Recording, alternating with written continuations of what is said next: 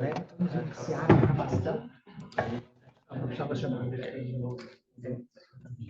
Nós vamos iniciar a gravação, porque vai ser não vai ser ao vivo, mas depois será colocado, né, ao vivo. Então. Exatamente. Colocaremos a gravação no YouTube. Então, para aqueles que estão assistindo a gravação, já peço desculpas pelas imperfeições. Precisaríamos um cameraman, mas vamos iniciar então esse evento, a apresentação de livros que chamamos O Mundo Multipolar e as Guerras Atuais. Então, eu sou o professor Norman Madarazzo, do programa de pós-graduação em Filosofia e em Letras. Estou muito feliz de estar aqui com o professor Adjemir Bavaresco, também do programa de pós-graduação em Filosofia. Temos conduzido uma discussão um pouco discreto nas margens de nossas atividades aqui, desde o início da operação militar especial, e o momento parecia ser oportuno de organizar um evento quando o livro de Emmanuel Todd, La défaite de l'Occident, foi lançado em janeiro deste ano. Então, o livro se chama, pode ser traduzido como A Derrota do Ocidente. E ao invés, então, de trocar simplesmente ideias, opiniões e impressões, queremos focar na análise de 4 livros, na verdade. Então, vou usar uns 15 minutos para introduzir nossa proposta aqui, também fazer um pouco de contextualização do conflito. Diria que as guerras atuais, talvez a gente estava um pouco ambiciosa, queremos focar principalmente no conflito na Ucrânia, e então ressaltar também um pouco desse contexto que, na verdade, apesar dos posicionamentos que caracterizam as notícias sobre a guerra, se iniciou em 2014 na revolução, se quiser, ou acontecimento político chamado Euromaidan. Tá? Então, gostaríamos de analisar ambos desses momentos, essa sequência aberto desde 2014, quando começa a guerra civil na Ucrânia, explicar o que é essa guerra civil e também analisar quais são alguns impactos sobre a ordem econômica global, o que devemos entender pela multipolaridade e como a multipolaridade foi acelerado, se não concretizado, em razão desse conflito.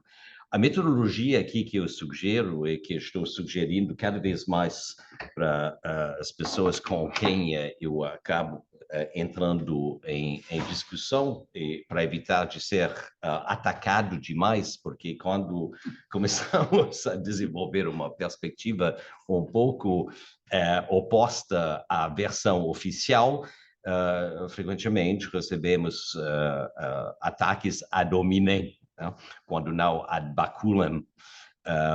Eu acho que é fundamental referenciar nossas propostas, indicar quem está alimentando nossos conhecimentos do conflito, de onde estão vindo os fatos, quais fatos talvez não estão sendo levantados, e quais interpretações são simplesmente sendo censurados, porque acho que é importante também constatar que estamos andando no âmbito de alta censura, impedindo que versões alternativas, compreensões alternativas sobre o conflito possam chegar ao público. Então, os procedimentos, como já tenho ressaltado, vão levantar, então, a natureza do conflito, examinar, então, essa aceleração da multipolaridade, a posição do Brasil e a questão do BRICS e também a curiosa situação de encontrarmos agora, no âmbito de uma pesquisa filosófica, se quiser, a importância do pensamento militar e, aliás, a presença do pensamento militar de uma maneira que talvez seja um pouco inusitado. Isso veremos na discussão em torno do livro de Jacques Beau. Bom, nosso problema, só para resumir um pouco o que se encontra nesse slide, bom, podemos constatar, e certamente fomos educados, formados nessa tradição, podemos constatar que a filosofia se destacou há séculos em torno da questão da soberania de um Estado nacional, da sua dimensão da constitucionalidade, a questão do sujeito de direito, a equiparação perante a lei de todos os cidadãos, as deficiências de uma sociedade que não fornece essa proteção, também a discussão em torno dos direitos fundamentais, os direitos humanos, da preservação da liberdade pública, da pluralidade religiosa, da ética, etc. Então, isso, não temos problemas na filosofia averiguar a importância das contribuições filosóficas na formação desse discurso. Talvez foi a filosofia, afinal das contas, que criou esse espaço, né? O que é menos seguro é a questão de saber se a filosofia ainda esteja na altura de pensar em termos geopolíticos, não?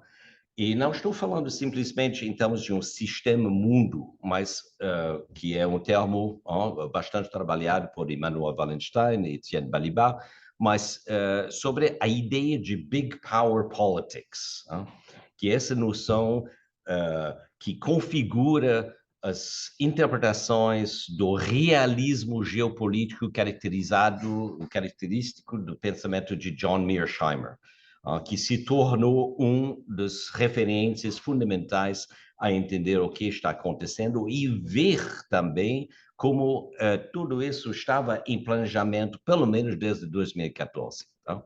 Então, a partir dessas duas perspectivas, já encontramos um conflito de visões, né? Antes de chegar à questão mesmo da guerra. A primeira é que a guerra, a perspectiva segundo a qual a guerra na guerra trata-se de uma invasão russa iniciada no 24 de fevereiro de 2022. Na segunda perspectiva, então, estamos analisando um contexto geopolítico que se inicia 10 anos, e quase 10 anos, dia a dia, com o Levante ou a Revolução de Euromaidan. Então, o procedimento, vou continuar usando uns 10 minutos para configurar a situação histórica e geográfica. Depois, o professor Agimir vai apresentar o livro de Emmanuel Todd, La défaite de l'Occident.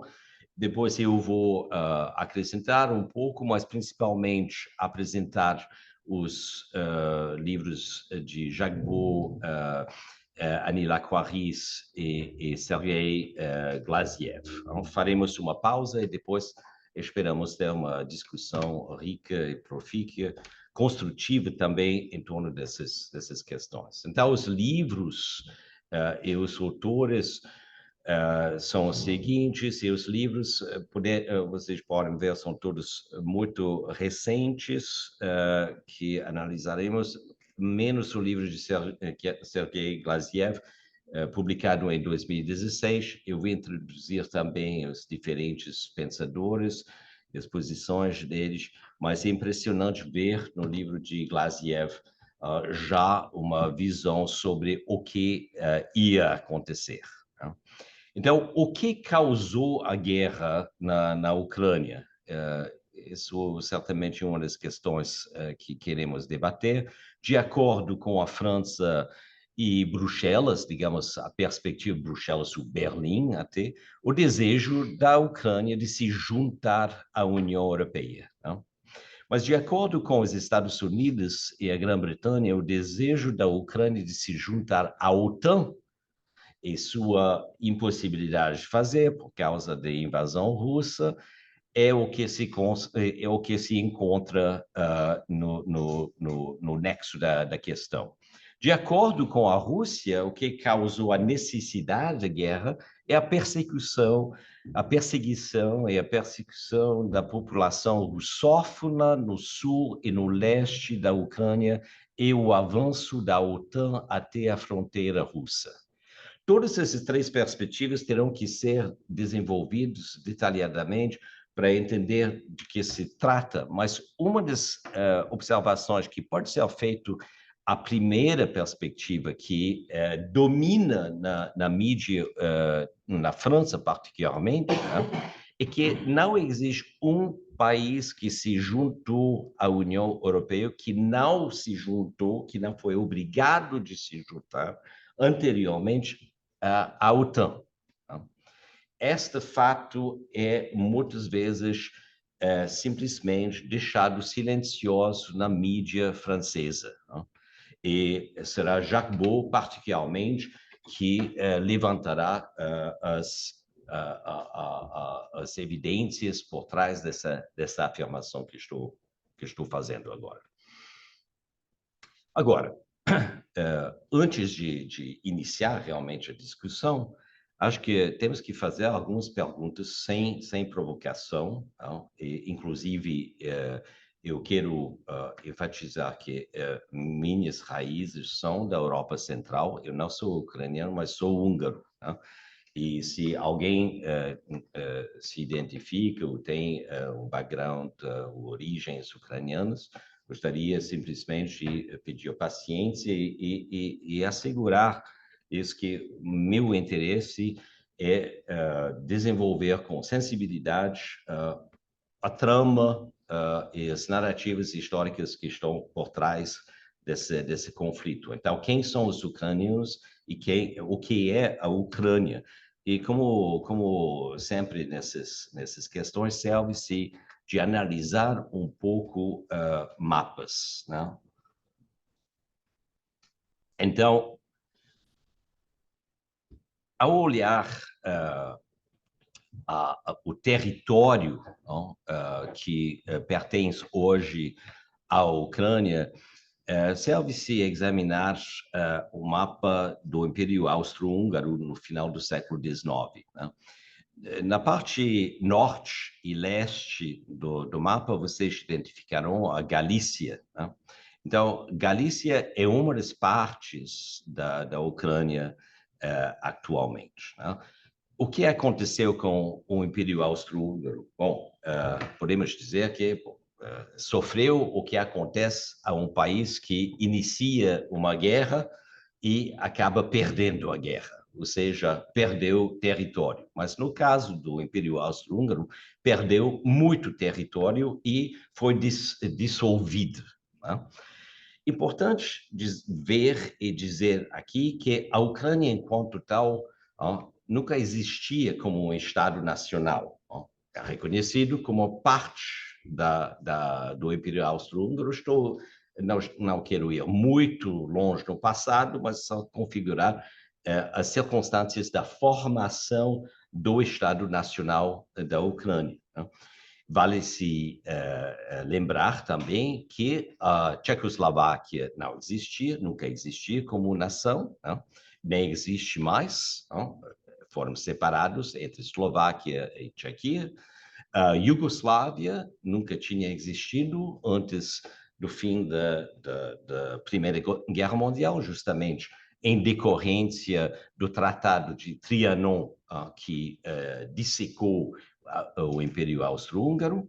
A Polônia tinha parado de existir em meados do século XIX, ia ser reformado no final do século, reformado depois da Primeira Guerra Mundial, e a Romênia ia aumentar seu território por causa da perda sofrida pela Hungria da Transilvânia. Né? Então, essas são algumas observações sobre a relação do Império Austro-Húngaro e também da caracterização da Ucrânia atualmente, ou como país homogêneo, em termos étnicos, ou como país multiétnica, que é um dos pontos de disputa por trás do conflito. Aqui, a partir da Enciclopédia Britânica, tipicamente os britânicos já estão projetando, então, os países futuros dentro do mapa da Áustria-Hungria. É importante saber a obsessão, o engajamento sem limites da Inglaterra atualmente nesse conflito, ao passo que andando pela Praia do Flamengo, no Rio de Janeiro, passando na frente do consulado da Inglaterra, vocês identificarão lado a lado a bandeira da Ucrânia com a bandeira da Inglaterra. A Inglaterra se juntou, de certa forma, à Ucrânia, em todos seus interesses econômicos e militares atualmente. Agora, passando para o outro lado, né? O Império Russo. Aqui, o Império Russo, até 1914, é difícil ver aqui, mas a fronteira ocidental do Império Russo toca diretamente ao Império Austro-Húngaro, bem aqui na rosa, ou lilás, no mapa, e toca diretamente à Alemanha, o Império Alemão, com uma pequena identificação da Polônia, mas aqui, bom, é claro que esta parte que será a Polônia fazia parte do Império Russo. Agora, continuando pelo sul do mapa, no Império Russo é possível identificar que Odessa faz parte do Império Russo. É possível também identificar que a Crimeia faz parte do Império Russo e todo o território do oeste, até o território central da Ucrânia atualmente, fazia parte do Império Russo. O Kharkiv fica na fronteira oriental da Ucrânia atualmente. Kiev fica no centro da Ucrânia atualmente. E, então, nessa época, a Odessa era também chamado da Riviera Russa, até o fim do Império Russo. Agora, a União Soviética.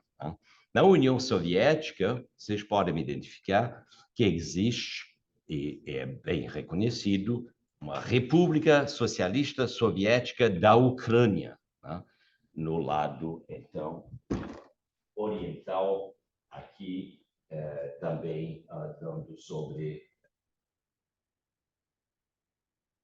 lado aqui a União Soviética.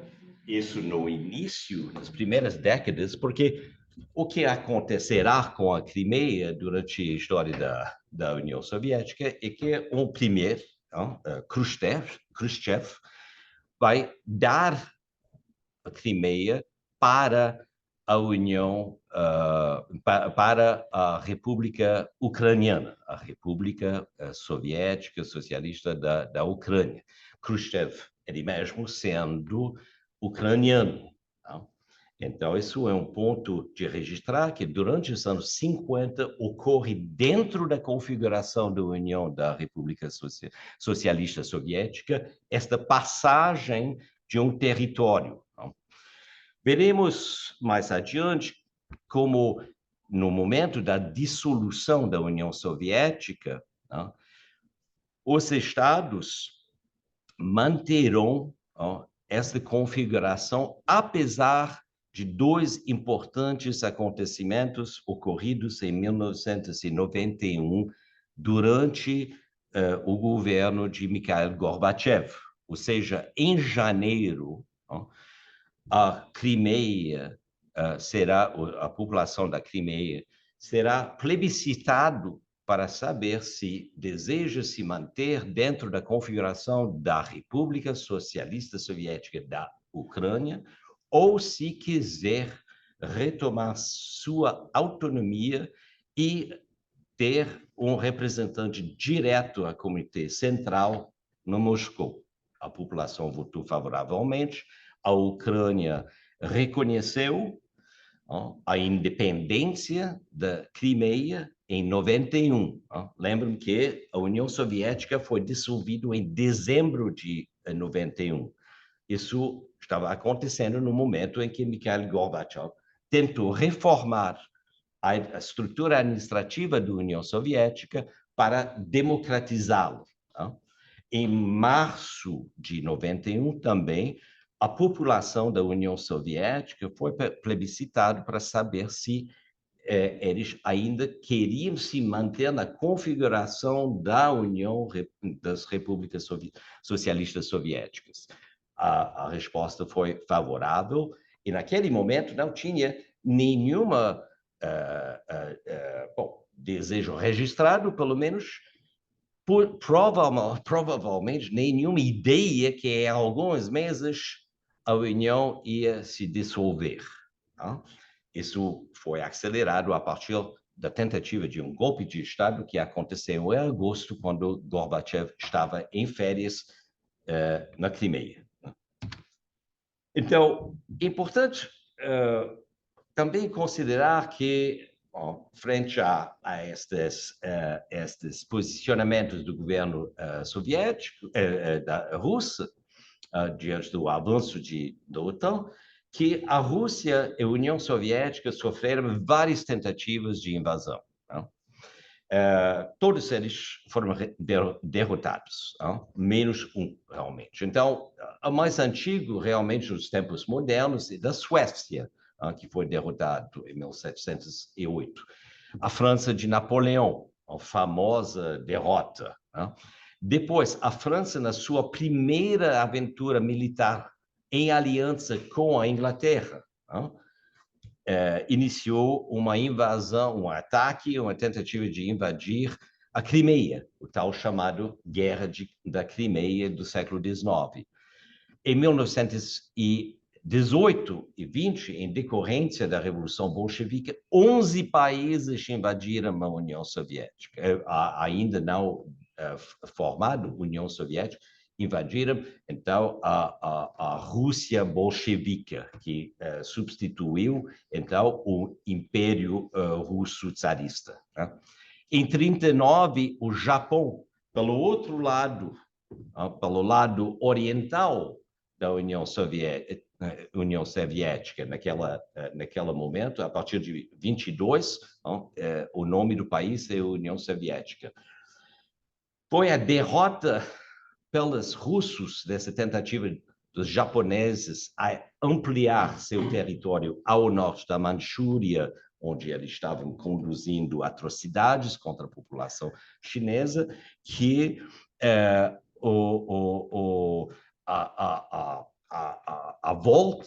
a virada do Japão para atacar os Estados Unidos parece ter sido proporcionado em consequência, porque o Japão foi solidamente derrotado nessa batalha de Namonhan, ou, como chamado pelos russos, de Khalkhin Gol. Isso sob comando do general Zhukov, que será o mesmo general que conseguirá vencer os alemães, que vão tentar uma invasão em 41, na Operação Barbarossa, isso com 4 milhões de homens. Lembrem-se que a Operação Militar Especial envolveu apenas 120 mil soldados. E depois, tem as tentativas pelos Golden Boys de Wall Street, de Rue Cambon em Paris e da City a invadir a União Soviética de maneira, após a União Soviética, de maneira financeira.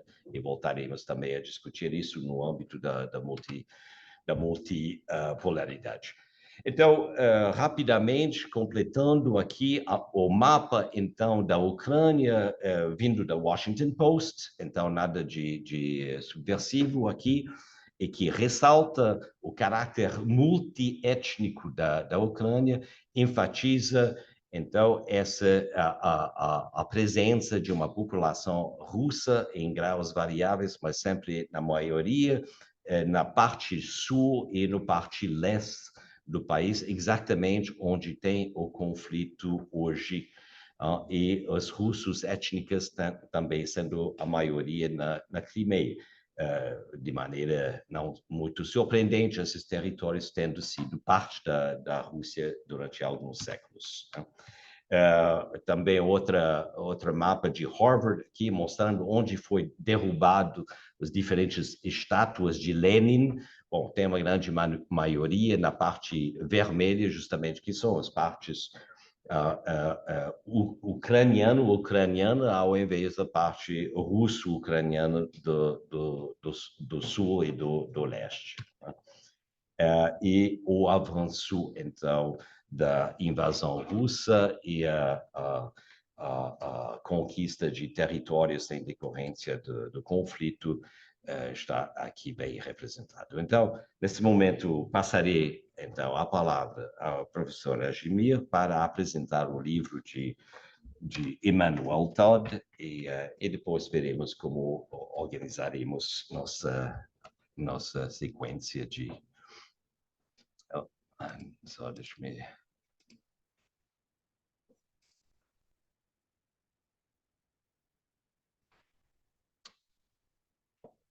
Onde foi? No desktop. Sim, no desktop eu estou aqui. No desktop, a derrota é aqui? É isso aí, derrota. Ok. E a gente está... Ok. É isso? Sim. Colocando assim. Você gostaria que eu passasse ou Não, você eu posso vai passar. fazer Eu passo.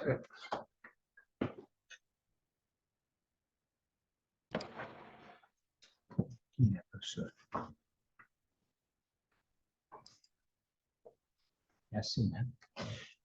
Então, boa tarde a todas e todos. Eu queria agradecer os que estão aqui presentes e, sobretudo, dizer ao professor Norman também um agradecimento por este convite, essa parceria. Nós já vínhamos fazendo esse diálogo há muito tempo e daí, durante as férias, né, nós pensamos pelas redes sociais e como foram publicados o último livro, esse do Emmanuel Todd, aí pensamos de fazer essa apresentação para, enfim, debatermos e colocarmos o problema que dentro desse contexto do mundo multipolar, né? Esse é o nosso contexto, né? Que, segundo a nossa interpretação. Bom, então, o livro do Todd é esse chamado A Derrota do Ocidente. Ali está uma pequena biografia. Ele é um cientista político, mas também demógrafo, historiador, sociólogo e ensaísta, né? A formação dele. Tá? Vejam, aqui está o conteúdo. É muito interessante porque esta table de matière ele traz já no próprio conteúdo temas instigantes, né? Vocês veem o primeiro a estabilidade russa, depois o enigma ucraniano, uma Europa oriental, uma russofobia pós-moderna. Que é o Ocidente? Né? O suicídio assistido da Europa. A Grã-Bretanha, em direção a uma nação zero, o desmoronamento da Inglaterra, né? E a Escandinávia, do feminismo ao belicismo. Depois, a verdadeira natureza da América, oligarquia e niilismo. Esvaziar, eu acho ali, esvaziar a economia americana, né, de Gonflé, e depois a banda de Washington, isso pode ser a gangue, né? Também, se a gente quer dizer, né? O grupo, a banda, a gangue de Washington, né? E por que o resto do mundo escolheu a Rússia? Né? Nem é uma pergunta, é uma afirmação, né? E depois, a conclusão, como os Estados Unidos caíram nesta armadilha ucraniana, né? Le piège, né?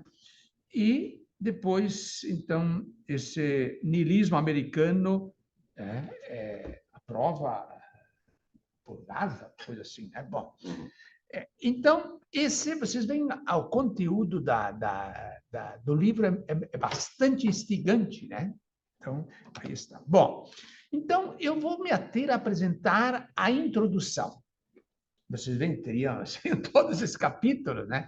Mas a introdução já nos dá uma mostra, uma prova, né? do que se trata, né?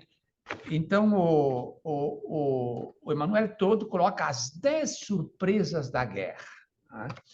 Então, antes disso, ele diz que, já o Norman já falou, né? Foi 24 de fevereiro, e que se tratou essa entrada das tropas russas na Ucrânia um desafio, né, para a OTAN. Então, primeira surpresa é exatamente a irrupção da guerra, né?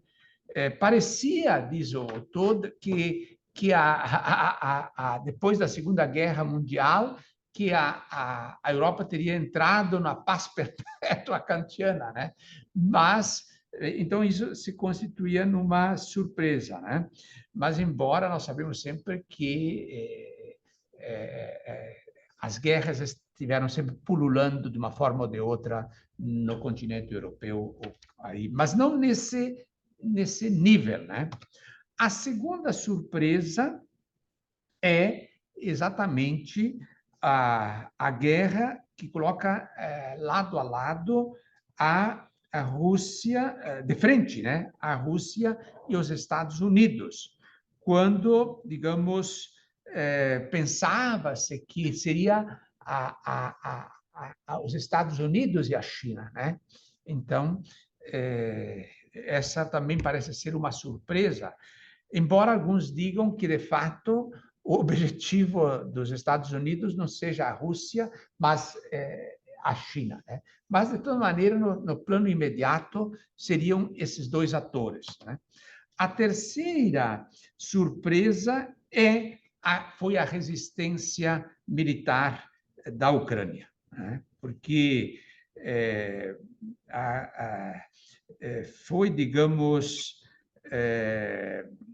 como é que a Ucrânia conseguiu resistir, digamos, a esse 100 a 120 mil homens que estavam postados ali, né?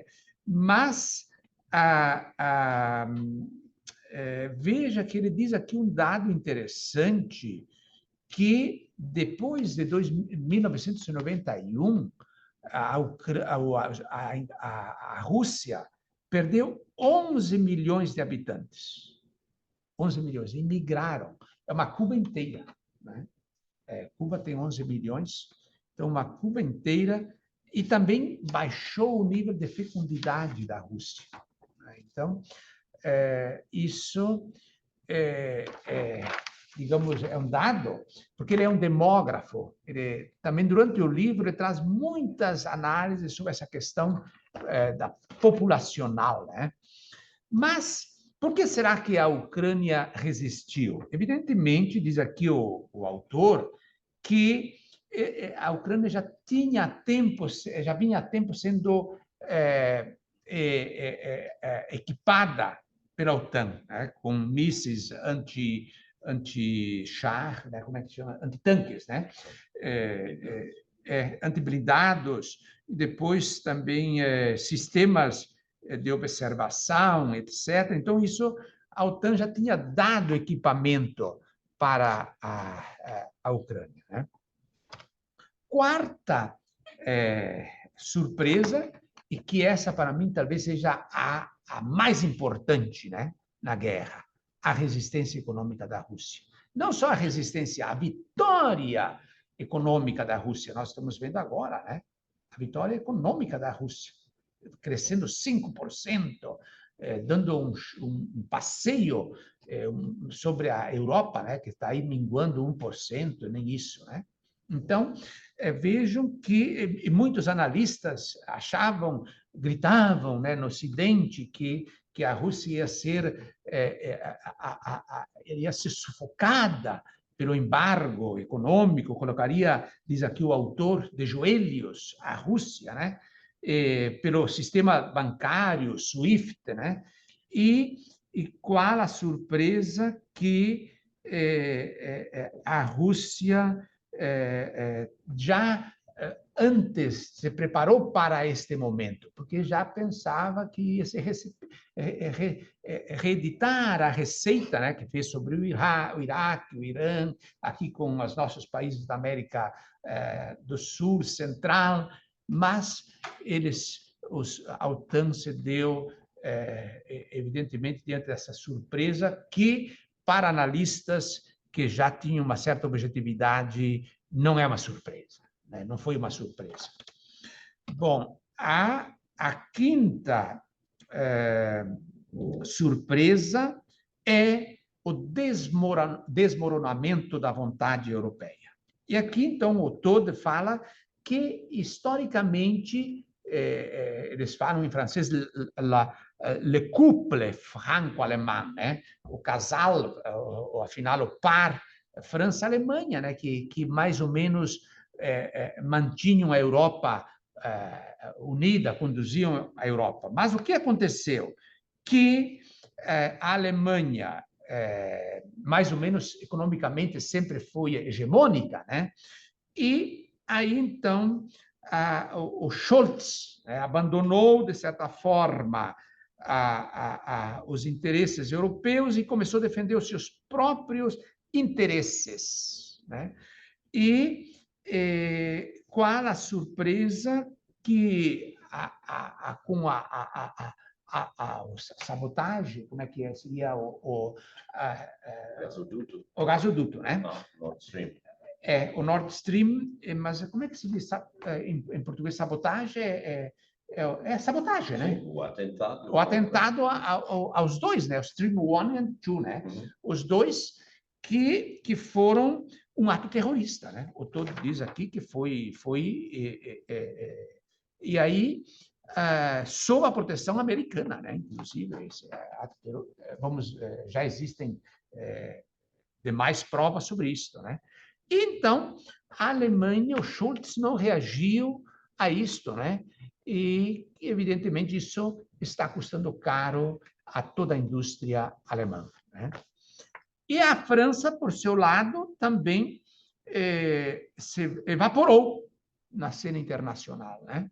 A Polônia, ela também se torna o principal agente de Washington, a correia de transmissão, né?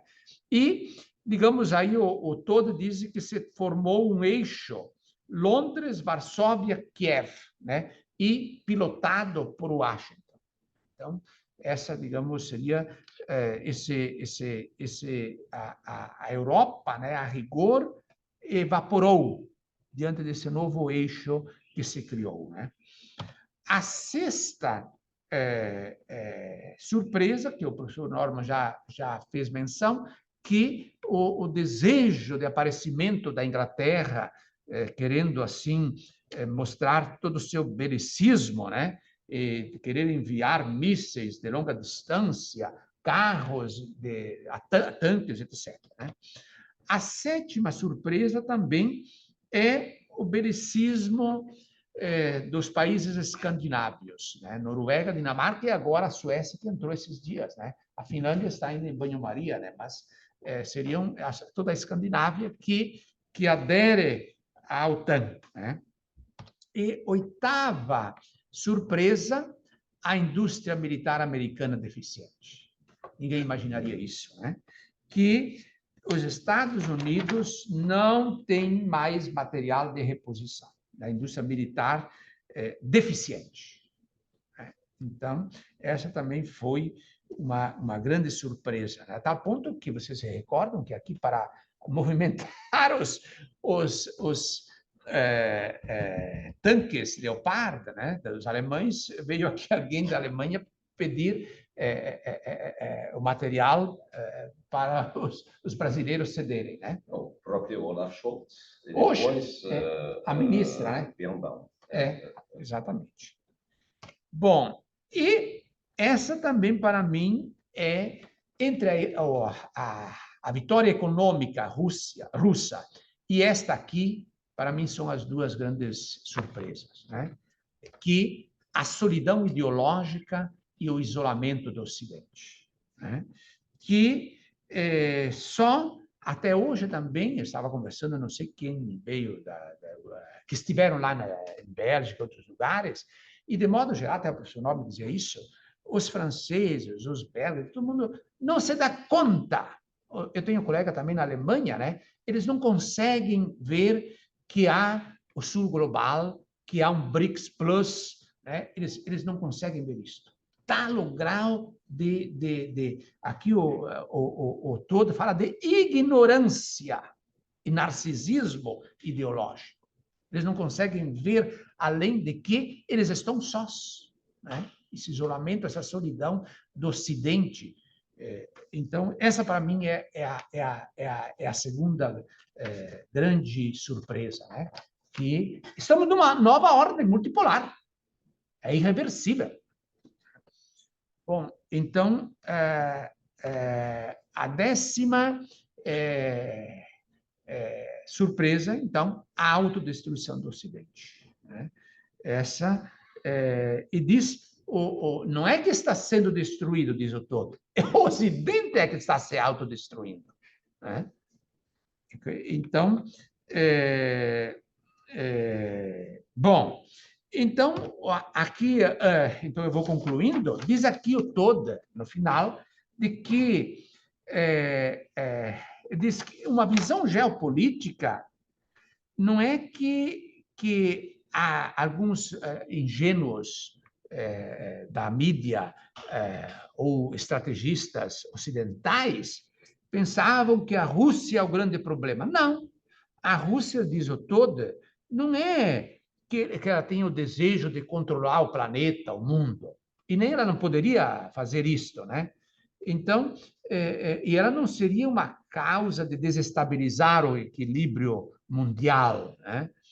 O que está, na verdade, em jogo, ele diz, é a crise do Ocidente e, especificamente, a crise americana, né? Que coloca em perigo o equilíbrio do planeta. E quando como diz aqui o Gramsci, né? Quando está morrendo um momento histórico e nascendo outro, aparecem os momentos mórbidos. A violência aflora mais ainda. E parece o que nós estamos assistindo, e é o que o todo diz. Então, mais ou menos, era isso que eu reconstruí todas essas 10 surpresas. Eu acho que isso já nos dá uma amostra, né? Um aperitivo para o nosso debate. Absolutamente. Eu proponho, ao invés de continuar e apresentar os demais livros, talvez abrir já para discussão, porque nós desviamos os principais fatos que estão sendo veiculados pela mídia e talvez eu acho que nós dois pressupomos que esses fatos sejam já conhecidos.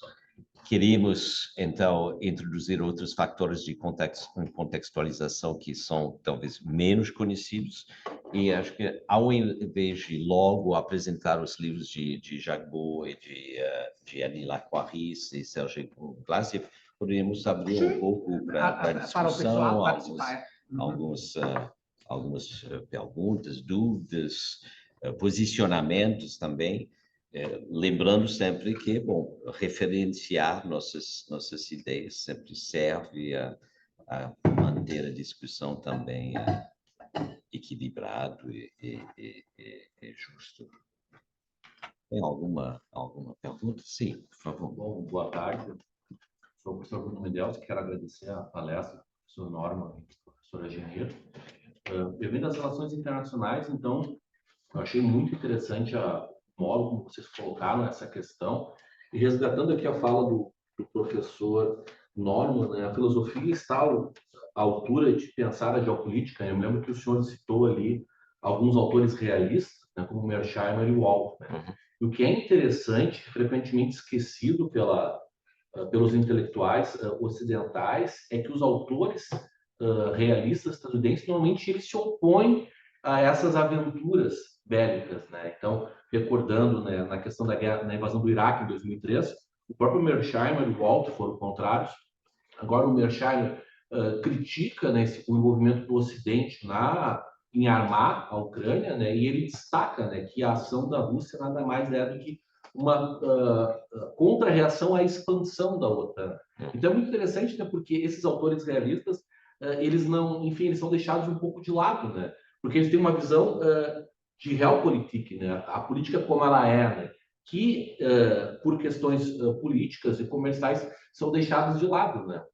Estavam comentando a respeito da indústria bélica, né?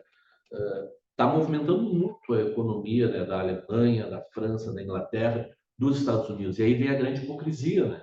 Que se pede paz, mas eles não estão preocupados com a paz. Eles querem estender a guerra, eles sabem que é muito difícil a Ucrânia vencer, mas querem continuar alimentando a sua indústria bélica, né? Sobretudo os Estados Unidos, que está distante desse teatro, né? E eu sei que não é o foco aqui, mas foi mencionado brevemente, né? E aí, linkando o último ponto da introdução do livro do Todd, né? Da autodestruição do Ocidente, também é uma questão moral, né? Veja o que está acontecendo em Gaza, né? O Ocidente não consegue parar. E se envolve nessas situações de hipocrisia, né? No sentido de que está ali armando Israel, e quando ocorre aquela cena bárbara, né, dos palestinos sendo mortos, tentando pegar alimentos, o que os Estados Unidos faz? Jogam alimentos por via aérea. Né? Então, só para fechar, né, qual é o ponto? Né? Eu acho que eu concordo com a afirmação de vocês e do autor, né, que o conflito em Gaza e a guerra na Ucrânia demonstra a emergência desse mundo multipolar, né? E que os europeus, pelo seu tradicional eurocentrismo, etnocentrismo, não conseguem ver a emergência de outros autores, né? Sobretudo do sul global. Perfeito, muito obrigado. Obrigado. Eu queria exatamente esse aspecto que você levanta, que o Todd trabalha, né, durante o livro, que é a decadência ou a derrota do Ocidente. Uma das causas, no entender dele, é a perda de sentido. Que o Ocidente perdeu o sentido. Que há um esvaziamento de cultural. E também ele fala religioso, né? Por exemplo, os Estados Unidos tinham tido um protestantismo racional, razoável, que agora esses neopentecostais são completamente como é que ele disse? Deixaram o Weber de lado. Exatamente, o espírito do protestantismo. Então, há um esvaziamento desse. É o que ele diz, não é? Não sei, o professor Norman talvez também tinha mais. Se alguém viu uma entrevista que o Pepe Escobar deu, ele acentuou muito essa reconstrução dessa perda de sentido do Ocidente. O niilismo, ele diz, né? Isso. Sim. Outras perguntas, por favor? Uhum.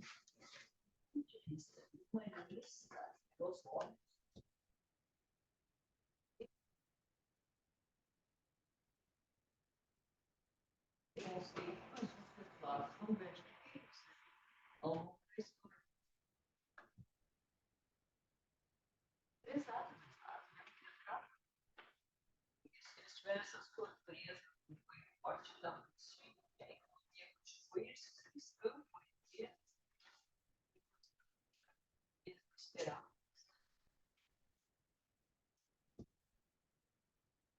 Sim, em relação à Rússia, podemos ver uma sequência que ultrapassa, de repente, a configuração da Guerra Fria, né?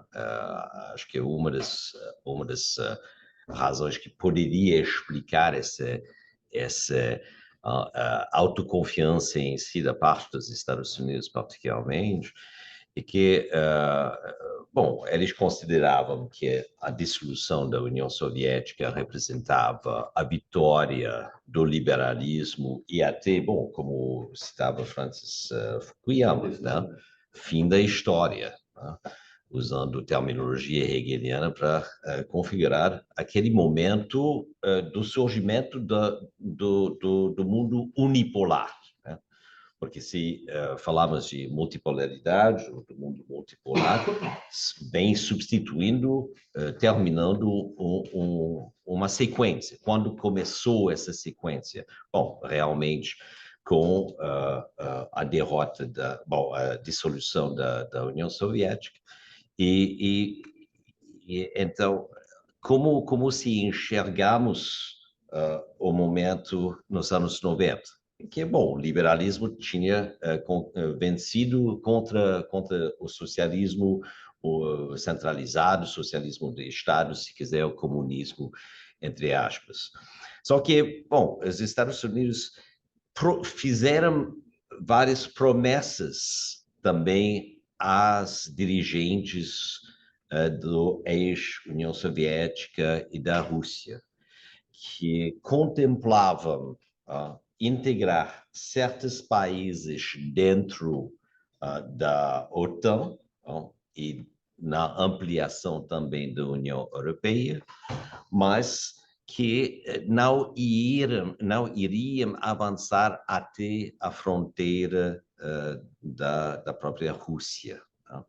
Então, este acordo, esta promessa foi muito discutido, né, esses últimos tempos, que o fato que não foi escrito, que não foi um tratado, quer dizer que não vale muita coisa. Porém, o que podemos ver é que nem os tratados de paz, nem os acordos de cessação de hostilidades estão sendo reconhecidos e estão valendo, porque depois do início das hostilidades, em 2014, do governo de Kiev contra regiões que se revoltaram contra as novas leis passadas pelo governo, por um governo provisório que substituiu um governo dito pró-russo que foi derrubado nos acontecimentos de Maidan em 2014. Né? Uma das primeiras legislações passadas era de abolir o reconhecimento das línguas plurais oficiais da Ucrânia, ou seja, que a língua russa e a comunidade russa não teria mais direito a se expressar publicamente, usar a língua russa em questões administrativas. E vários estados, oblasts, no sul do país se revoltaram. Isso desencadeou uma ação militar da parte do governo provisório de Kiev e depois das eleições continuou. A maneira em que esse conflito foi tratado era a partir de uma discussão engajada pela Alemanha, a França, a Rússia e a Ucrânia, o que resultou num acordo chamado Acordo de Minsk, e que foi ratificado no segundo acordo. Mas o que descobrimos depois, porque, bom, entre 2015 e 2022, houve uma aceleração, uma intensificação da guerra civil. Uma guerra civil que provocou mais de 12 mil mortos, né, nos dois lados, mas algo não insignificante, mas simplesmente ausente das discussões europeias da época, provavelmente ainda mais ausente aqui no Brasil, já que tivemos vários outros assuntos a tratar na época. Então, esse tratado finalmente foi visto simplesmente como dando tempo, conforme a própria posição de Angela Merkel, de François Hollande, os signatários do tratado, e o governo de Poroshenko, que era o presidente da Ucrânia na época. Então,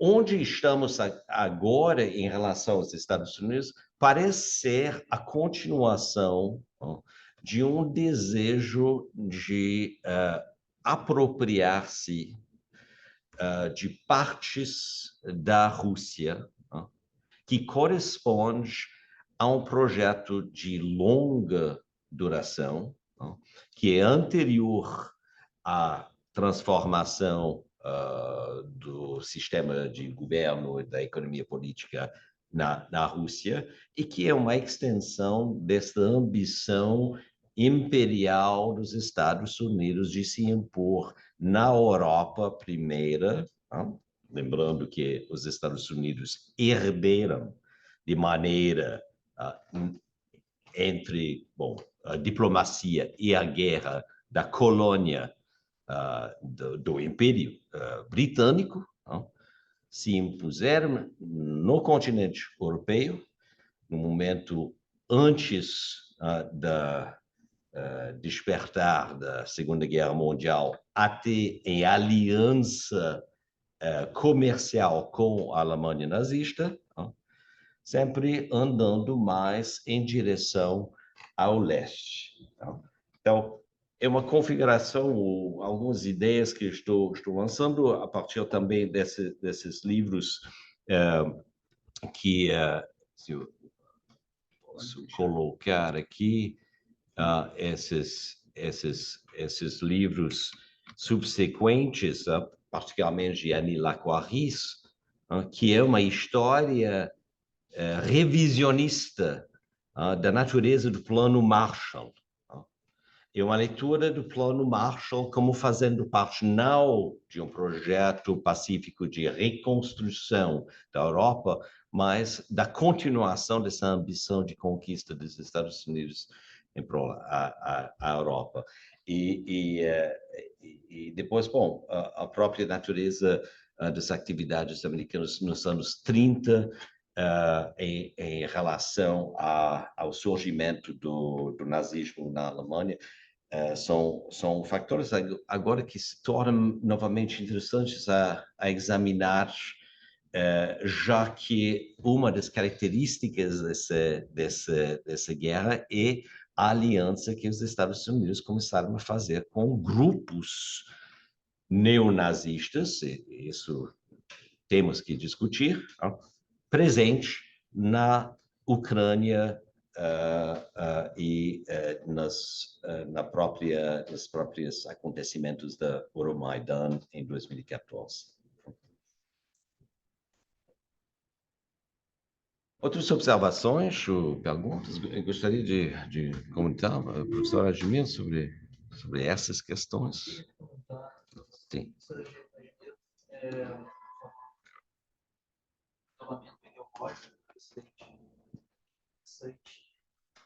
Principalmente agora, no Brasil particularmente, a gente vê essa questão do presidente inflando muito esse discurso da cooperação sul-sul, e eu acho interessante pensar dessa maneira, né? Porque como que os organismos internacionais, como a ONU, por exemplo, ela acaba ficando obsoleta, né? Hoje em dia, sim, acho que dado a multipolaridade e essa questão do países em desenvolvimento, né, como o BRICS, começarem a procurar mais assim, afiliados, talvez aumentar seu poder ali econômico, né, sua influência política, diplomática. E como a ONU, assim, ela é feita para evitar, né, um conflito entre essas grandes potências, acaba que esses outros países ficam assim meio ao redor e ficam reféns dessas grandes potências que dominam a ONU, né? E aí, como a ONU não consegue resolver muitos desses problemas, porque às vezes ela é feita para não conseguir resolver esses problemas, acaba que os conflitos irrompem, né, e se tornam um organismo assim, não sei, assim, obsoleto, assim, ao meu ver, né? Sim, essa o Ocidente enfrenta este processo de não conseguir resolver os problemas, exatamente porque as organizações internacionais, quer sejam políticas ou econômicas, elas, em primeiro lugar, são reféns de uma estrutura do século passado, herdeiras ainda da Segunda Guerra Mundial, e que já são, evidentemente, obsoletas, né? Não funcionam mais. Se você toma, por exemplo, aquilo que as resoluções com o poder de veto, né? Todos enxergam, né? Que é um funcionamento que não corresponde mais à representatividade de novos atores no cenário mundial, né? Então, evidentemente, isto parece que é um problema que implica as mudanças no funcionamento dos órgãos internacionais, dos organismos internacionais, você citou a ONU, mas também outros organismos econômicos, o FMI, etc., que colocam, digamos, colocam-se em favor, digamos, da da hegemonia econômica do Ocidente. Você vê, o todo não menciona aqui a questão do dólar. Nós sabemos que, mas já outros analistas mostram que nós estamos vendo a emergência de outras moedas regionais. Então, talvez essa questão econômica seja a mais determinante nesta construção de uma ordem multipolar. A construção de outras moedas, eu diria assim, uma multipolaridade de moedas, e não uma dominação imperial do dólar.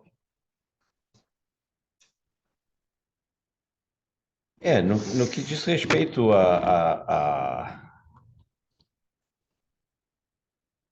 possibilidade ou a capacidade da ONU a ingressar com o plano de paz, acho que, bom, por um lado, vemos que a ONU simplesmente desqualificou o direito reivindicado pela Rússia a proteger uma população em perigo a partir do artigo 51 da Carta das Nações Unidas. Então, sendo desqualificado e fora de reconhecimento como em termos da legitimidade da ação engajado, de fato, o ONU fica suspenso no qual pode fazer. Digamos que os Estados Unidos engajaram uma ação de sanções contra a economia russa já em 2014, depois da suposta anexação da Crimeia. Tem uma grande debate interpretativa em torno dessa ação contra a Crimeia. Mas, de qualquer forma, os Estados Unidos engajaram unilateralmente, em nome depois da OTAN, uma série de sanções que agora, retroativamente, está sendo visto como tendo dado à Rússia sinal de alerta e para começar a se proteger financeiramente e economicamente para aquilo que ia seguir. Tá? Porque, bom, é possível imaginar que, particularmente, especialistas de relações internacionais, ao contrário dos filósofos, né? Talvez os filósofos sonham e desejam de um mundo em paz, né? Mas os especialistas de relações internacionais entendem que, bom, a guerra não é apenas a continuação da política por outras maneiras, mas a guerra é a guerra e existe independentemente de todas as outras coisas e caracteriza, talvez, algo da história da humanidade. Bom, mas, de qualquer forma, a ideia foi certamente analisado e isso não simplesmente a partir de pesadelos ou de angústia sofrido individualmente pelos especialistas compondo o governo russo. Era muito explicitamente publicado em certos documentos. Agora vou prosseguir a apresentar desta maneira, em certos documentos, tais como Extending Russia, publicado em 2019 pela RAND Corporation. RAND Corporation é um dos principais think tanks que fornecem projetos para a expansão da hegemonia dos Estados Unidos no mundo que, bom, eles denominam the rules-based order, né? Uma ordem baseada sobre regras. E é interessante constatar na página, então, no capítulo 4 aqui, o que são algumas das sugestões feitas ao governo americano em 2019 pelo RAND Corporation para enfraquecer ou desestabilizar a Rússia. É uma das para diminuir justamente o que eles consideram sendo um cenário de alta competitividade geopolítica atual. Né? E a primeira é fornecer armas para a Ucrânia, isso em 2019. Então, estamos saindo bem longe de qualquer intensificação do conflito, particularmente a próxima eleição que será feito justamente em 2019, traz Volodymyr Zelensky ao poder numa plataforma de resolver por maneiras pacíficas o conflito no sul do país, nos oblasts, o estados de Donetsk e Luhansk. O segundo, então, retomar o apoio aos rebeldes da Síria, depois de promover mudança de governo na Bielorrússia, regime change, e explorar as tensões entre os azeris e os armenianos, o que aconteceu no ano passado, intensificar uma atenção dada à Ásia Central e isolar a Transnistria, né? Essa região ocupada, habitado por russófonos dentro da Moldávia, que está possivelmente nos objetivos da Rússia de integrar numa campanha de expansão se o Ocidente, ou se o OTAN, não resolve apelar por uma cessação das hostilidades e tentar sentar numa mesa e começar a discutir. Então, isso já em 2019. Então, o que estava sendo preparado do lado russo contra demais sanções se tornou a realidade em 2022, quando foram intensificados e afetaram todos os aspectos do comércio internacional, inclusive os Estados Unidos essencialmente, bloquearam a conta da Rússia de seus fundos em dólares americanos detidos principalmente em bancos ingleses e americanos. Bom, esse tipo de ação de suspender o acesso ao dinheiro que pertence a outra pessoa pode ser chamado de sanção, mas pode ser chamado de roubar também. Digamos, não tem realmente uma distinção em termos legais para justificar esse tipo de ação. Então, são os próprios atores, podemos dizer assim, o próprio OTAN, que parece ter reduzido a ONU à insignificância no que diz respeito à possibilidade de contribuir a criar condições para chegar à paz. E isso explicitamente ocorrido quando entre o presidente Zelensky e o governo russo houve uma tentativa de cessar fogo já um mês depois do início da operação militar especial e que foi simplesmente interrompido pela ida do primeiro-ministro Boris Johnson da Inglaterra, reconhecido agora pela maior parte dos atores, dizendo que, bom, se a Ucrânia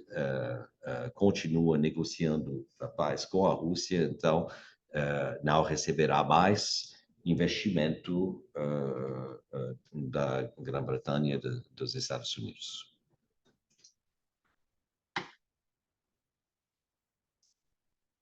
Outras perguntas ou observações? Sim, nesse sentido, né, essa última observação, esse comentário, porque se trata agora digamos, os sinais parecem de que, como vamos dizer, de que mais tarde ou mais cedo, me parece que a Ucrânia há uma superioridade, digamos, no conflito em favor da Rússia, né? E então, quem poderia oferecer uma saída, parece que já tem chineses negociando, né, na Ucrânia, seria a China, né?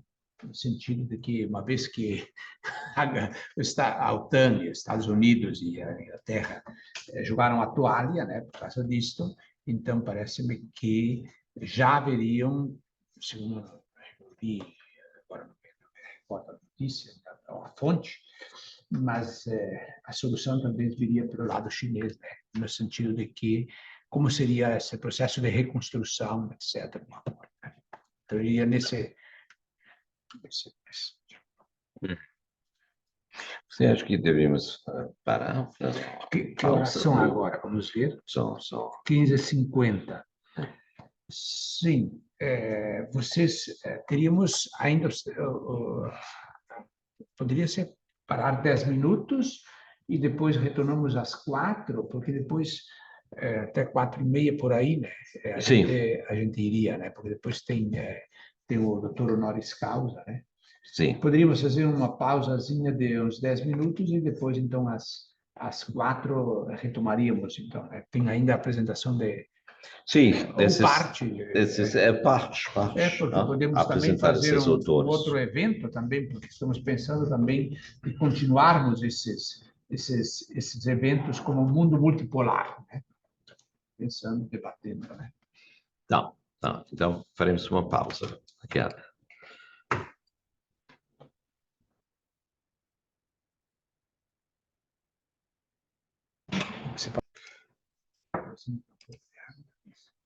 Não, obrigado. Então, sim, então, voltando à proposta, evidentemente, não queremos ser ingênuo, nem hipócrita, pensando que só iremos falar do conteúdo dos livros, mas de certa forma, acho que nossa convicção é que, bom, necessita-se ler muito e até em outras línguas para conseguir chegar a uma visão sobre a situação, porque realmente a censura e a fabricação da opinião sobre a questão é extremamente impermeável, né? Está resistindo várias fissuras, várias tentativas de desestabilizar. Estava querendo compartilhar uma certa perspectiva que, a meu ver, nesse momento, sobre esse assunto, pelo menos sobre a OTAN, não se pode depender mais dos governos de centro-esquerda para desenvolver perspectivas críticas sobre a situação. Os governos centro-esquerda europeus são todos a favor da continuação da guerra. Então, quando alguém como Zizek fala que a esquerda se engana quando se alia ou se torna simpática à posição de Putin, ele não sabe de que está falando.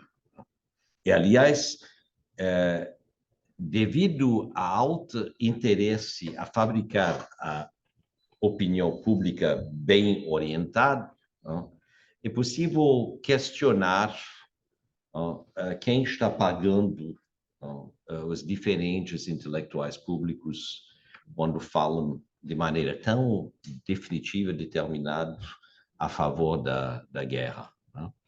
Que não podemos ser ingênuos, o CIA e a National Security Agency, MI6, essas organizações de inteligência estão muito ativos e estão muito bem financiados, muito melhor que nós, professores de universidades. Então, podemos até entender quando, para fechar as contas, certas professoras aceitam financiamento, talvez.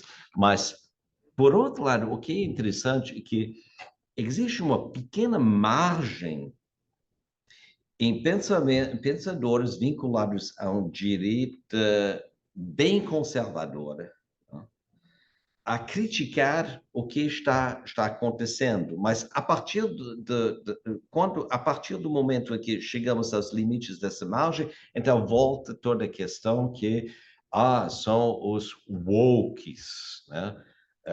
Os atores LGBTQ que estão por trás da guerra, estão por trás da perdição no qual se encontram as sociedades ocidentais, etc., etc.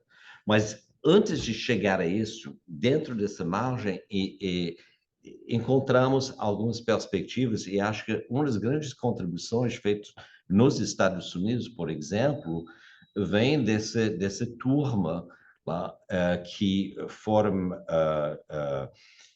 expulsos do Fox News, e que produzem programas no YouTube. Tucker Carlson, por exemplo, fez um gesto importante para a paz mundial, a entrevistar Vladimir Putin. Mas vejam, na semana seguinte ele entrevistou Eduardo Bolsonaro e o neto de Figueiredo, os dois chorando que os direitos fundamentais no Brasil são inexistentes e que moramos numa sociedade totalitária. Tucker Carlson recebendo completamente as perspectivas deles. Então, mas um militar de alta patente, um coronel Douglas McGregor, também é alguém que está fornecendo análises muito pertinentes sobre a situação. Então, só para nomear alguns.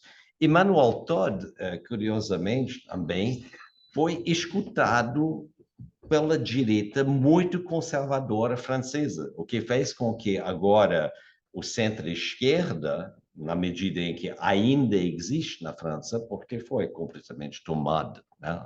É absurdo pensar que Emmanuel Macron representa a centro-esquerda, né? Mas Emmanuel Todd foi escutado por esse setor, né? Inclusive, ele tem análises que tratam da questão da estrutura das famílias, né? E ele tenta fundamentar sua convicção que o Ocidente está em derrota pela degradação da estrutura familiar ocidental, né? Bom, são questões que são desenvolvidas mais na densidade do livro, então o livro não é simplesmente uma obra de jornalismo, né? E também estamos vendo, como professores universitários, a opressão jornalística que está nos impedindo também de conseguir dar nossas análises. Os jornalistas estão ocupando e tomando o espaço da formação da opinião pública. Então, o YouTube é e o Twitter, o Z, não, o X, desculpa, não,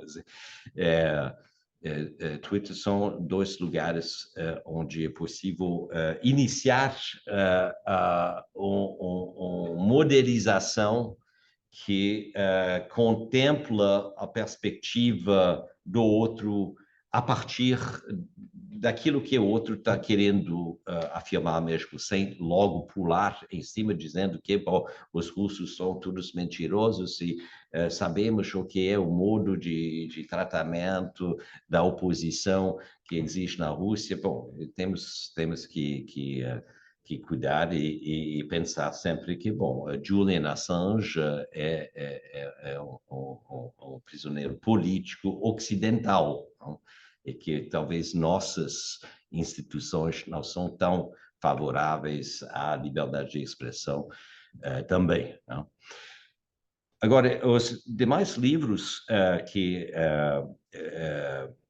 reunimos são dos seguintes autores. Jacques Beau, então, que é mestre em economia, é um oficial agora aposentado de inteligência militar estratégica. Conforme a própria descrição dele, ele é um antigo guerreiro da Guerra Fria. Então, ele trabalhava, lutava contra a União Soviética. E depois ele teve várias funções com o OTAN, de observação, de pesquisa, de inteligência, e ele é um grande conhecedor de vários tratados assinados, justamente em torno da Crimeia. Ele foi um daqueles que lembrou desses plebiscitos que foram organizados na União Soviética durante o último ano do governo de Mikhail Gorbachev, né? E então ele publicou vários livros sobre o conflito. Annie Lacouaris, mencionei já, uma grande historiadora concentrado na relação entre as elites francesas e os nazistas, e considera, a partir do seu extenso trabalho com arquivos, que, bom, essas elites francesas escolheram a derrota no momento da invasão no Blitzkrieg da França pela Wehrmacht alemã. Então, tem um revisionismo que ela aceita como sendo objetivo das análises dela. É um dos mais polêmicos posicionamentos dela, que quase lhe excluiu, lhe cancelou da discussão pública, é sua análise detalhada a partir de arquivos, a partir da imprensa, do tal chamado grande fome, grande famine que ocorreu no início dos anos 30 na Ucrânia, que os nacionalistas ucranianos estão sempre usando como arma para justificar o desejo de romper-se completamente com qualquer coisa russa.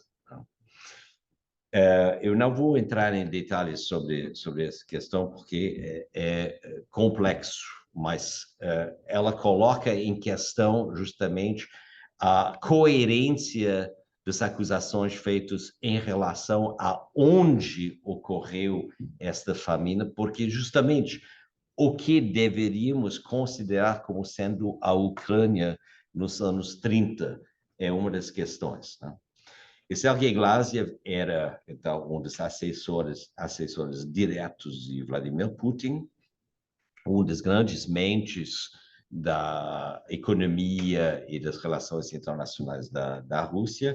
Hoje em dia, então, eu não coloquei aqui, ele é o diretor da organização, da Comissão Econômica da Eurásia, que é uma organização no mesmo patamar que o Shanghai Organization,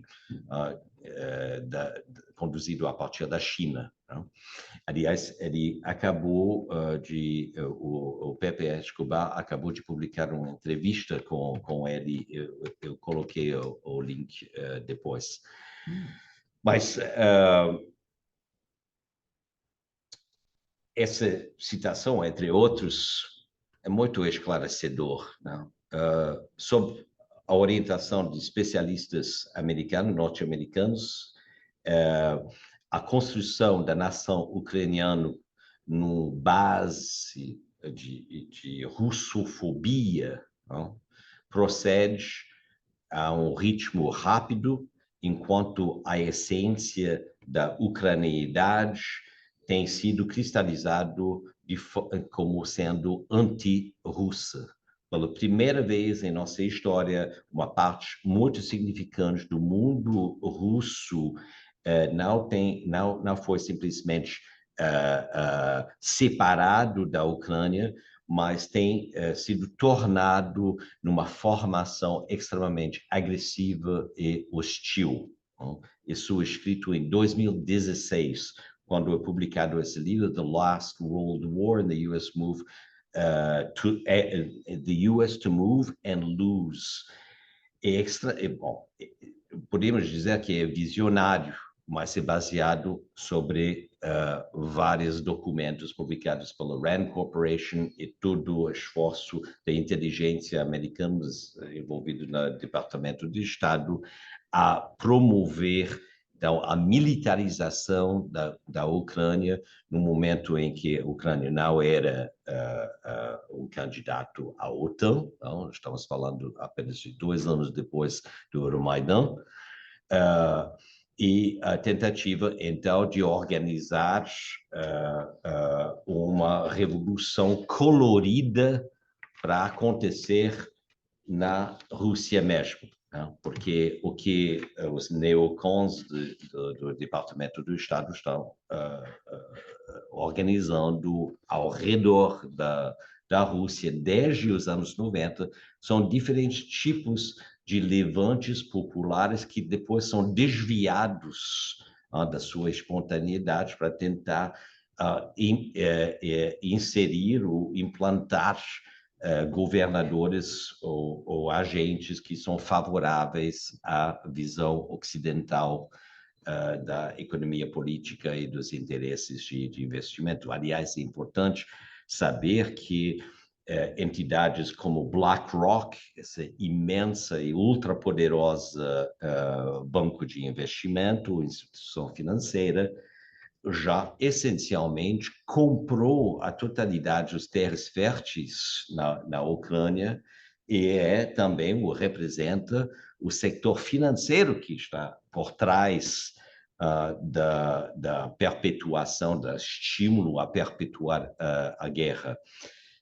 No livro de Todd, ele a partir de suas análises demográficas, né, Todd menciona que a Rússia precisa vencer essa guerra dentro dos próximos 5 anos, porque ela está também tendo uma diminuição demográfica em curso, né?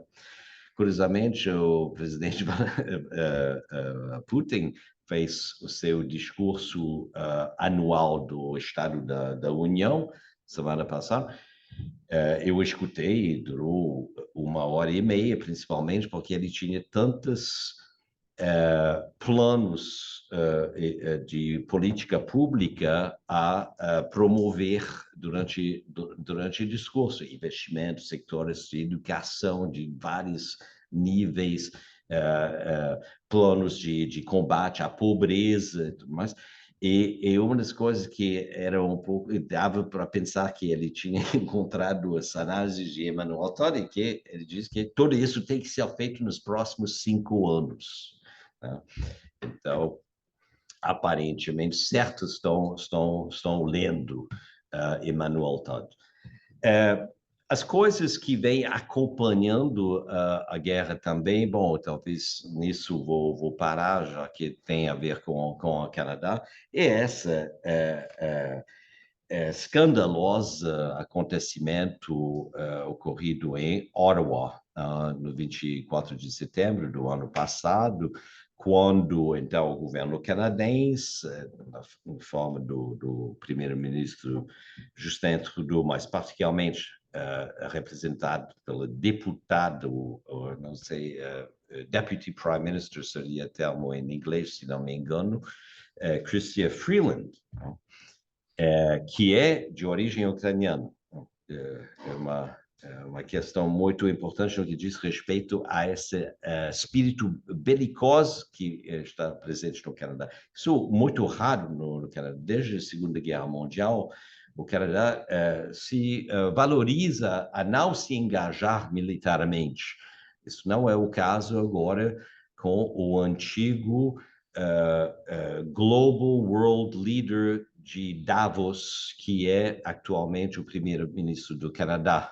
A função de Davos também e as filiações de Davos com o nazismo. Bom, temos que saber também que o OTAN foi criado por antigos nazistas alemães em colaboração com os Estados Unidos. Tem um fundo aqui de nazismo que é muito perturbador.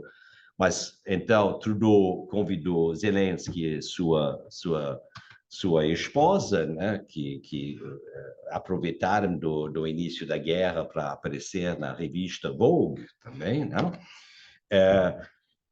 Aproveitaram, então, do momento a comemorar e a celebrar um senhor que foi convidado pelo parlamento canadense por causa de ter, ou por seu mérito de ter combateu os russos durante a Segunda Guerra Mundial. Não? Bom, sabemos que a Rússia e a União Soviética eram aliados do Canadá e dos Estados Unidos e do Ocidente durante a Segunda Guerra Mundial. Sabemos também, isso em grande parte é mérito de Todd, de ter lembrado que a União Soviética venceu a Segunda Guerra Mundial. Não fôramos anglo-americanos. E esse homem, de fato, combateu os russos fazendo parte de uma divisão do SS, situado na Ucrânia. E era um nazista. E levantou, então, a questão de, quantos nazistas finalmente foram recebidos no Canadá depois do fim da Segunda Guerra Mundial? Isso nos leva também a fornecer algumas evidências, porque sabemos que era um dos pretextos, né, do Vladimir Putin a engajar a operação militar especial, que o objetivo era de neutralizar militarmente a Ucrânia, e de eliminar os neonazistas do campo. Bom, muitas coisas foram ditas sobre um míssil russo no início do conflito que chegou na região da Kiev, onde aconteceu um massacre de judeus ucranianos durante a Segunda Guerra Mundial, mas a rua, a avenida que passa Kiev em direção a esse cemitério comemorativo dos judeus mortos foi renomeado depois da Revolução Laranja de 2004, com o nome de Stepan Bandera, que é o líder nazista ucraniano durante a Segunda Guerra Mundial, que depois da Segunda Guerra Mundial foi contratado, integrado pelos Estados Unidos em certas divisões cujo objetivo era de organizar ataques terroristas dentro da União Soviética, e dentro da Ucrânia, na época, parte da União Soviética. Então, quem é claramente de orientação política nazista, neonazista, se quiser, mas aí tem toda a questão de ver a continuidade, a história, a genealogia de vários grupos que se tornaram ativos e muito presentes durante o Euromaidan em 2014, era o agora ex-ministro da Defesa da Ucrânia, que é o general Zaluzhny, né? Ele foi substituído recentemente. Então, tem várias questões muito preocupantes em jogo. Esse ataque que o professor Gemir mencionou, atentado contra o gasoduto Nord Stream, que terminou essencialmente a dependência que a Alemanha teve sobre a energia barata, o gás e o petróleo barato vindo da Rússia, é um dos casos. Mas essa aliança que os anglo-canadenses americanos estão fazendo com grupos neonazistas é simplesmente inaceitável. Também a construção, admitido, né, por Victoria Nuland, de laboratórios biológicos no território da Ucrânia é outro fator.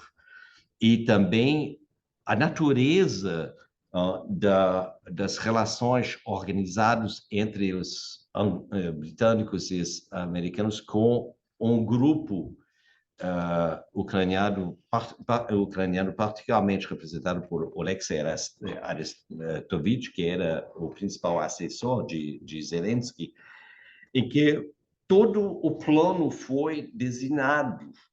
O que vocês precisam fazer para entrar na OTAN? Vocês precisam desencadear uma grande guerra contra a Rússia. E ele explica isso claramente em março de 2019, nesse link no YouTube, até acertando quando a guerra ia acontecer, né? Em torno de 2021, 2022.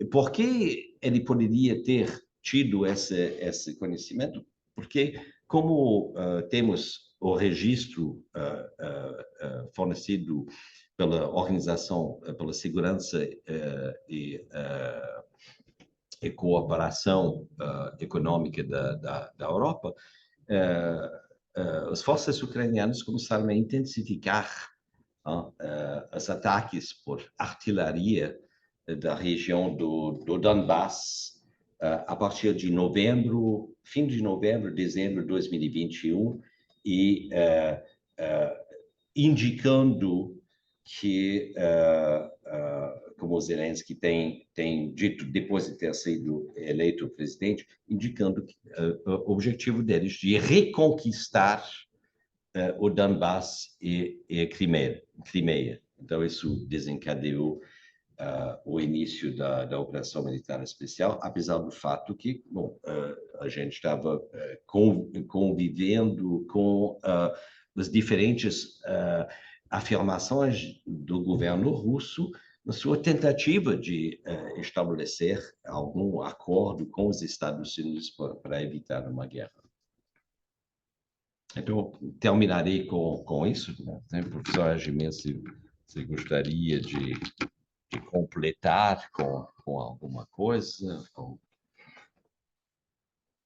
Em princípio, me parece que foram esboçados inicialmente pela tua conversa a questão histórica da Ucrânia, essa contextualização histórica, geográfica, coloca bem essa formação da Ucrânia, né? E também dentro desse contexto da Rússia. Então, esse primeiro ponto, que, aliás, se vocês assistiram àquela entrevista com o jornalista americano, o Putin passa praticamente 30, 40 minutos, né? Fazendo esse resgate histórico sobre o passado, né? Da Rússia e também da Ucrânia dentro desse digamos, desse mesmo, dessa mesma origem, digamos, étnica e também religiosa, né? Que ele salientava muito isso. Alguns disseram que isso seria um nacionalismo, né? Em todos os casos, me parece que esse ponto coloca, né, as origens, né, que contextuam isso. E penso que o segundo ponto de como se chegou a isto, me parece que houve um esgotamento da via diplomática.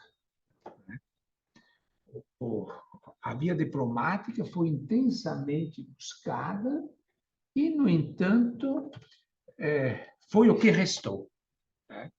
Em 22, foi o que restou para que, digamos, a questão da soberania, né, que se colocava para a Rússia. Então, me parece que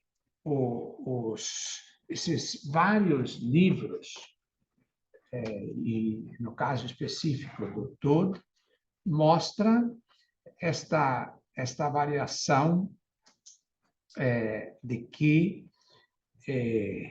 o terreno das ações, embora o Todd ainda não tivesse já, digamos, esse avanço que nós estamos assistindo agora no terreno dos movimentos de guerras de posições e de movimento, de que indicam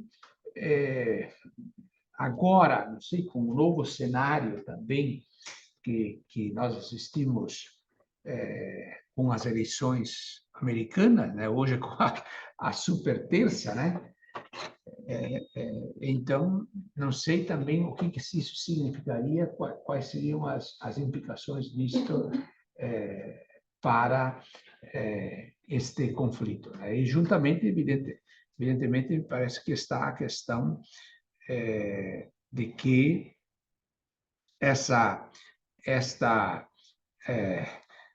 este empoderamento, eu diria, do sul global.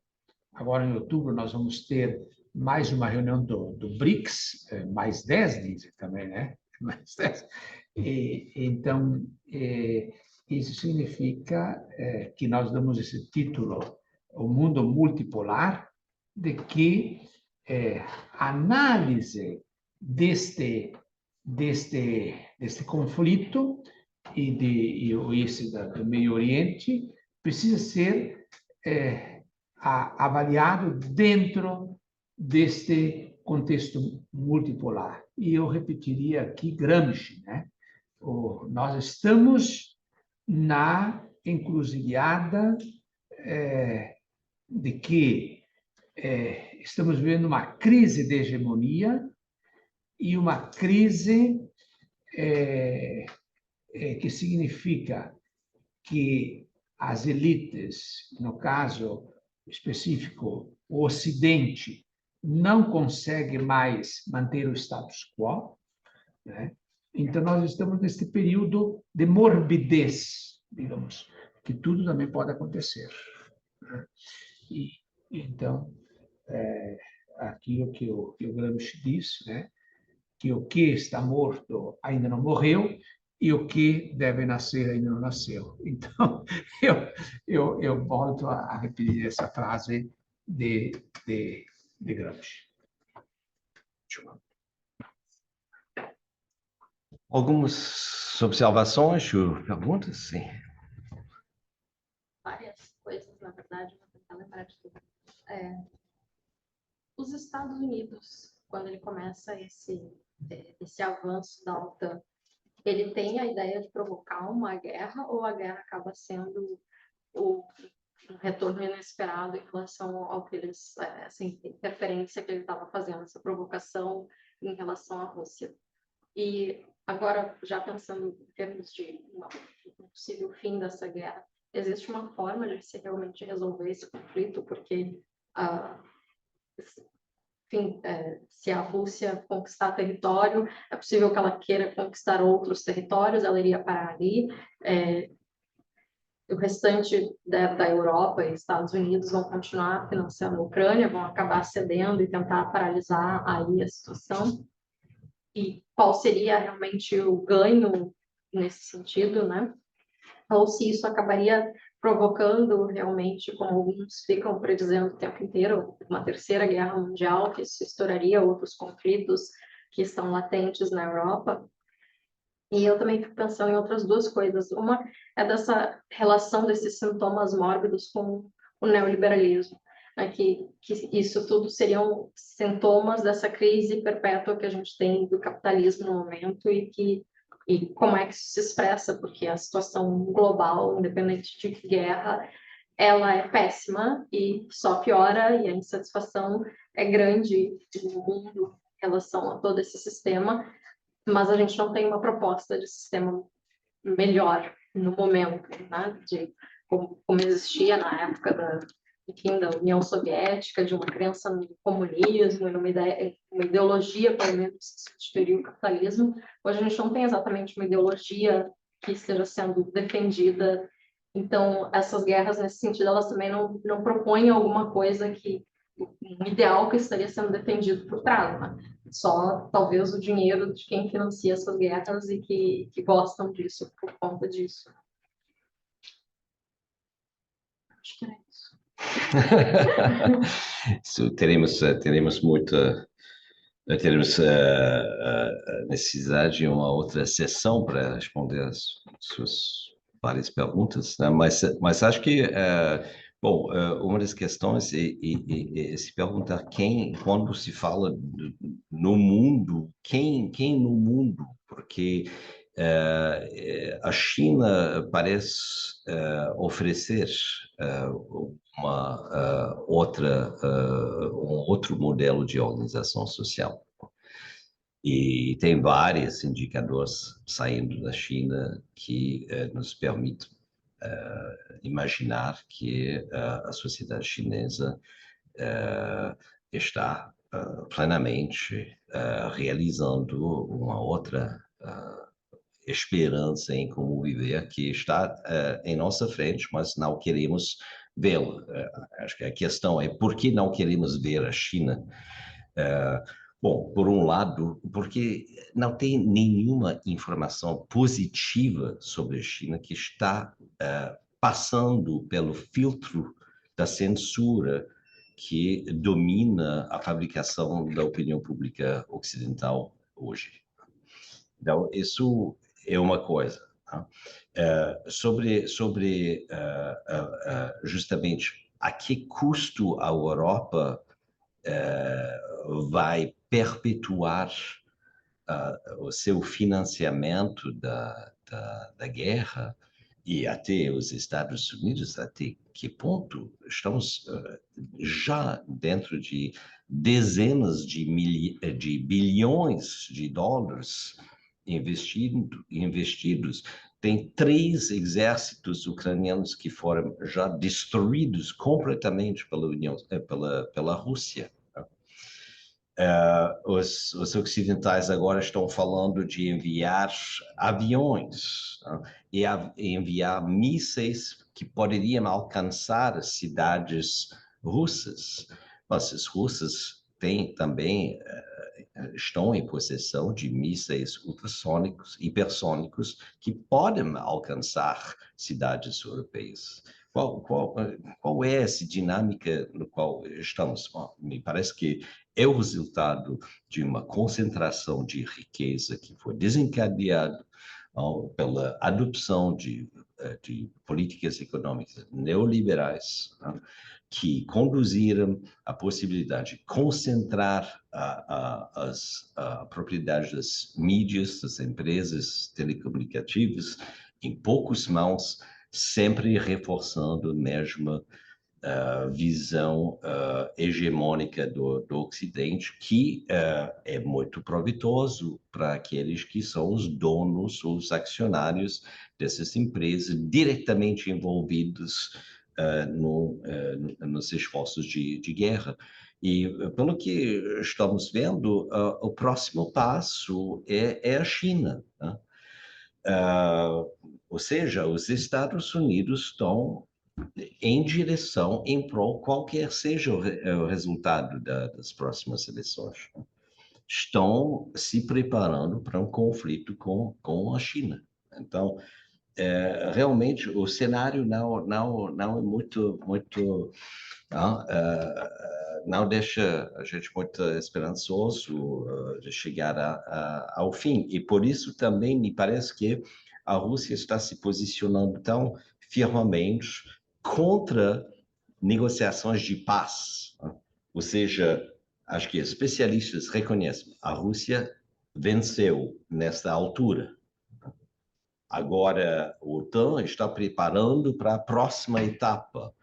Então, enquanto isso, bom, a Rússia vai avançar de tal forma em que, pelo menos, as populações russófonas sejam protegidas. Enquanto isso, no Ocidente, estamos numa histeria russofóbica que agora é novo racismo. Acho que é um dos pontos fortes também de Emmanuel Todd, diz que, bom, se nós estamos lutando contra, finalmente, posicionando contra essa aliança com os neonazistas, isso talvez seja secundário. O que está bem evidente é que o Ocidente é russofóbico de maneira tão irracional que só pode contribuir a enfraquecer e finalmente derrotar o Ocidente, porque quem está sendo muito racional, quem está sendo reservado agora, são os russos, é o governo russo.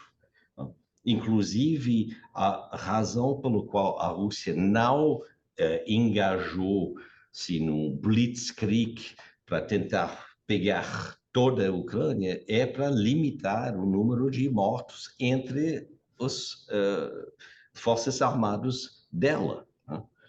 Então, estamos vendo um lento avanço para diminuir essa última campanha de Avdiivka, que era uma das fortalezas a partir do qual o regime de Kiev estava bombardeando o Donbass, chegou até um número mínimo de mortos russos, né? Enquanto os ucranianos estavam perdendo até 1.000 soldados por dia.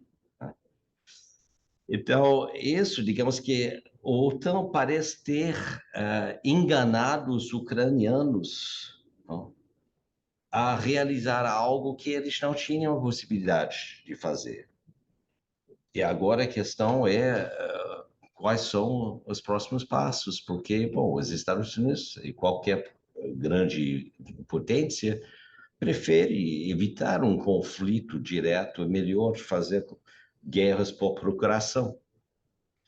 E parece que, bom, a Escandinávia está sendo colocada numa situação muito perigosa, porque existe na Carta do OTAN o artigo 5, que fala que assim que um país do OTAN foi atacado, então toda a OTAN vai engajar-se para proteger aquele país. Então, Finlândia, Suécia, a Suécia agora quer integrar a OTAN, quer dizer que terá obrigações também de engajar em guerras e poderia receber um ataque de mísseis no seu território se a OTAN atacasse a Rússia frontalmente.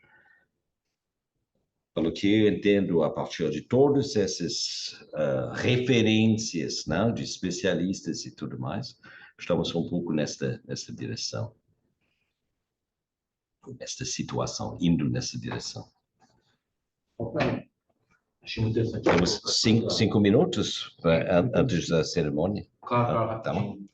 Pegando o gancho das colocações da colega com a fala do professor de crise da hegemonia, eu quero trazer 2 pontos, né? Que o que me parece, e é muito preocupante, no lado ocidental, né, a esquerda ela não consegue oferecer uma alternativa viável a essa crise do neoliberalismo. E, por outro lado, o que a gente vê, né, já há algum tempo, né, a ascensão do populismo de direita, né? Agora o Donald Trump, forte chance de ganhar, o nosso governo passado, entre outros exemplos, né? O que eu quero dizer com isso? Aí eu chego na questão da China, né? Parece que talvez a saída para essa nova ordem ela não venha do Ocidente, ou pelo menos não da Europa e dos Estados Unidos, né? E talvez sim do Sul global, né? E é a China como integrante do Sul global, né? E, enfim, eu acho que o Brasil acho que tem um papel muito importante nesse sentido. Eu acho que os BRICS e o Brasil ele consegue fazer esse diálogo, né, entre essa aliança entre China e Rússia e o chamado Ocidente. Só para complementar. Perfeito. Tem muita importância e ocupa uma posição estratégica que pode colocar o Brasil numa situação muito delicada também, né? Então, muito obrigado pela participação, a presença, interesse e curiosidade. E acho que é isso. Queremos estimular a curiosidade para ler e conhecer mais do conflito antes de situar-se em posições polarizadas e defendendo interesses que, no final das contas, nem são realmente os nossos. Então, até a próxima e boa tarde. Muito obrigado.